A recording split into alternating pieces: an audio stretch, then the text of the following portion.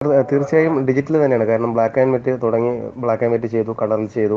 ഇപ്പോൾ ഡിജിറ്റൽ എത്തി നിൽക്കുകയാണ്. അപ്പോൾ ഡിജിറ്റൽ വരുമ്പോഴത്തേക്ക് ഉണ്ടാവുന്ന നേട്ടങ്ങളുണ്ടല്ലോ, അതിനാണ് ഉദ്ദേശിക്കുന്നത്. ഡിജിറ്റൽ വർക്ക് ചെയ്തപ്പോൾ ശരിക്കും ഒരു ദിവസം ക്യാമറ വരുത്തിയിരുന്നു. ഞാൻ ആ ക്യാമറ ഒക്കെ നോക്കാനായിട്ടും ടെസ്റ്റ് ചെയ്യാനൊക്കെ ആയിട്ട് എടുത്തിട്ട് നെക്സ്റ്റ് ടൈം ഉള്ള ഷൂട്ട് ചെയ്ത് അലക്സയിലാണ് ആദ്യമായിട്ട് ഷൂട്ട് ചെയ്തത്. ഇന്നും അലക്സയാണ്. ഞാൻ ഒരു 9 ഫിലിമൊക്കെ ചെയ്തു, 10 ഫിലിം ചെയ്തെന്ന് തോന്നുന്നു.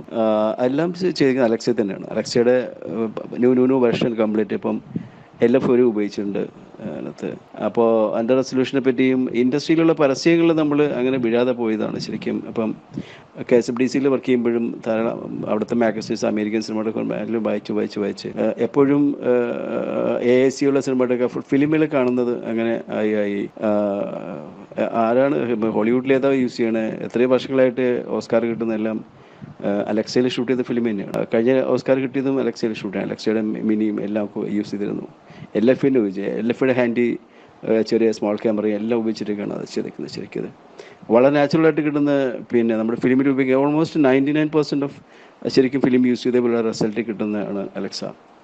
ഞാനത് പറയുമ്പോൾ എത്രത്തോളം അത് ആൾക്കാർ അതിനകത്ത് യോജിക്കുമെന്ന് എനിക്കറിയത്തില്ല. മിക്കവാറും വളരെ എൻ്റെ കുറച്ചിട്ട് പല ക്യാമറയും കിട്ടുമ്പോൾ ഈ ക്യാമറയിൽ കിട്ടുക എന്നാലും പതിയല്ലോ എന്നൊക്കെ ചോദിക്കും. ഇപ്പോൾ ഫിലിമിൽ ഉള്ളപ്പം പോലും ഫിലിമിൽ ചെയ്യുന്ന എത്രയോ സിനിമകളുടെ ഫോട്ടോഗ്രാഫി മോശമായിരുന്നു.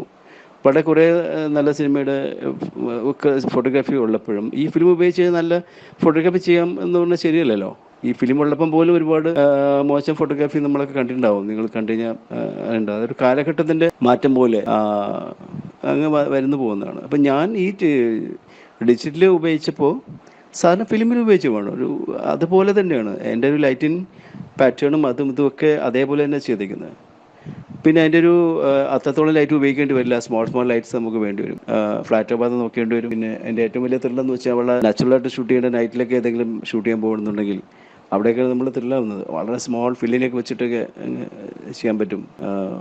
എനിക്കത് ഭയങ്കര അപ്പം ഫിലിമല്ലേ ഏറ്റവും നല്ലതെന്ന് വെച്ചാൽ ഫിലിം അത് വേറെ ഒരു പല ഘട്ടങ്ങളിലും ഫിലിം കൊണ്ട് ഗുണമുണ്ട്. ഇപ്പോൾ ആഡൊക്കെ ചെയ്യുമ്പോൾ കൂടുതലും ഇപ്പോൾ ഇതിനകത്ത് ഇപ്പോൾ ഫോക്കസിൻ്റെ ഒരു പ്രശ്നമുണ്ട്.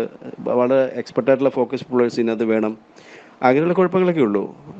അല്ലെങ്കിൽ ഞാൻ ഭയങ്കര എൻജോയ് ചെയ്യുന്നുണ്ട് ഡിജിറ്റൽ വന്നതിന് ശേഷം. അത് പക്ഷേ ഞാൻ ചെയ്യുന്ന കാരണം വെച്ചാൽ ഈ ക്യാമറ ഇത് ഉപയോഗിക്കുന്നുണ്ടാണ്. അപ്പം ഏകദേശം ഞാൻ ഉദ്ദേശിക്കുന്ന സോഫ്റ്റും ഷൈനും മുഖത്തിൽ കാണുന്ന ഷൈനും വയർപ്പിൻ്റെ ഡീറ്റെയിലും കാര്യങ്ങളും ആ ഡീറ്റെയിൽ കിട്ടുന്നത് സിനിമയിൽ ചെയ്യുന്ന പോലുള്ള ഏകദേശമുള്ള ഡീറ്റെയിൽ എനിക്ക് കിട്ടുന്നുള്ളതുകൊണ്ട് മാത്രമാണ് ഞാൻ ആ ഡിജിറ്റൽ എൻജോയ് ചെയ്യുന്നതും